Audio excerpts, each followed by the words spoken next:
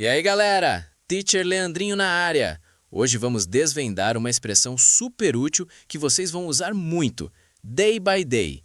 Prontos para turbinar o vocabulário? Let's go! Day by day. Day by day.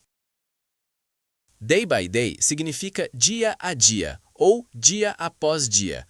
Usamos para falar de algo que acontece ou muda gradualmente, um pouquinho a cada dia.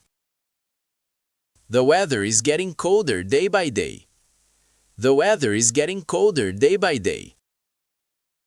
She's going to learn Spanish day by day. She's going to learn Spanish day by day. Currently, investors are thinking about it day by day. Currently, investors are thinking about it day by day. É isso, time! Day by day é sobre progresso. Lembrem-se que a prática leva à perfeição. So, keep studying day by day. See ya!